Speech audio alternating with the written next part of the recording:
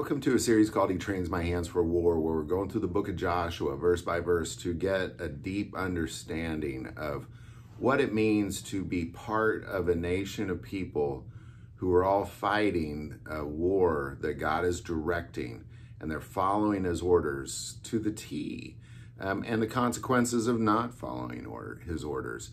And we've never seen this in a nation before. We've never seen it since. And I believe it is incredibly important to go over, because in the end times, there will be a war of the saints. It'll be a war between 144,000 Israelites combined with a multitude of tribes, of nations, and tongues of men and women who stand up for Jesus Christ in the face of adversity against the Antichrist and the world's army. And God says that we prevail for 3.5 years successfully. But how do we do that? Well, God is not a changing God. We see exactly how we do it.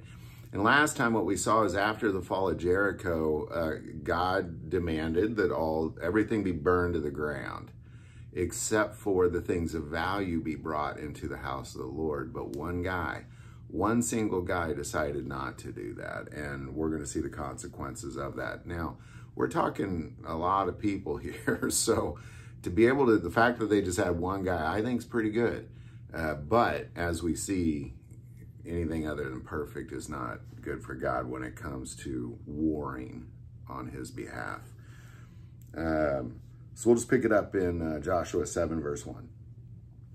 But the children of Israel committed a trespass regarding the accursed things. For Achan, the son of Carmi, the son of Zabdi, the son of Zerah, of the tribe of Judah, took of the accursed things. So the anger of the Lord burned against the children of Israel. Now I'm going to pause there for a second, because there's an important aspect of this that I don't want you to miss. So let's just go back to 7. But the children of Israel committed a trespass regarding the accursed things. All right, so one guy committed a trespass against the accursed things, but it says the children of Israel committed a trespass. Now, this is significant, because one thing that you have to understand, that if you're going to be in the army of the living God, one is all is one. It's the same thing in His eyes. It's the same thing. If one of you do it, you all have done it. And this is kind of a military aspect that we see in militaries around the world already. So this shouldn't be strange to a soldier, but it's definitely strange to a Christian, because I believe that most Christians kind of have this self-righteous aspect of their life where they're kind of, oh, look what that guy did, or look what that guy did, or oh, did you hear about poor Tom at the church? He blah, blah, blah. Or, oh, did you hear what Mary did? Oh, blah, blah, blah. But if it's one and all, it's all in one. If one commits a trespass, you all have committed a trespass when it comes to being part of the army of the living God. And that's something you have to get deeply ingrained into your heart and soul, that you're not an individual. So when this army forms, I'm very much interested in finding their location and going and being about their business, because they're going to be successful for 3.5 years. And that's very, very significant. If you're off doing your own thing, you might survive, but you're not going to be advancing the kingdom of heaven. You'll just be surviving. There's a big difference there. I want to continue to advance the kingdom of heaven, even in the face of adversity in the war of the saints. So I desire to be where they're at. Well, the bottom line is, if you desire to be a part of that, you can't be dealing with the accursed things. One, I don't think the Holy Spirit will even let you get to that location, wherever it may be, probably somewhere in Jeremiah's field is my best guess, somewhere around there.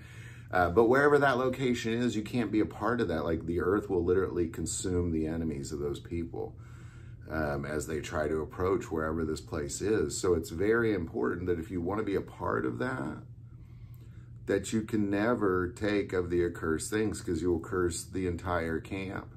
And that's really what this is demonstrating, is that, you're going to be a part of this war, and you're going to see these battles play out time and time again successfully, with God fighting on your behalf time and time and time again for 3.5 years, you can't partake of the accursed things, and nor can anybody in the camp, or you start to fail. And in the end, even you might say, well, that's tough that they failed.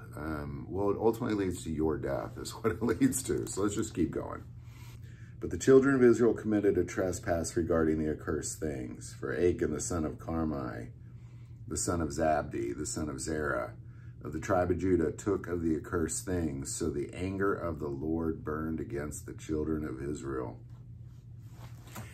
And as we'll see next time, they lose battles because of it. Men lose their lives because of this one man. You will be driven out and killed is what will ultimately happen. If you are choosing to be a part of this army and then you're choosing to partake of the accursed things, you get weeded out pretty quick, because once the war of the saints, once the saints see that there is this faltering, like somehow somebody is taking the accursed things, the Spirit, as we're going to see, will point you out quickly, and then the directions are to kill you. There you go. Any thoughts or insight, definitely put that below. I think it's mostly important. I believe it's mostly important to focus on the whole, like what's going on as whole, and not just in this war, but whether you're in a church or part of the remnant or whatever, it's what is best for the whole, not what's best for you. Any thoughts or insight, definitely put that below. Would like to take a moment and say most people that watch the channel are not subscribers to this channel. Please take a moment, hit that subscribe button. Greatly increases the algorithm and our ability to get these messages out. That link is below. But the most important part of this channel, we take prayer requests, so never hesitate to send that in. Thank you for watching this episode of God, Family, and Guns. And as always, love God, love your family, and love guns.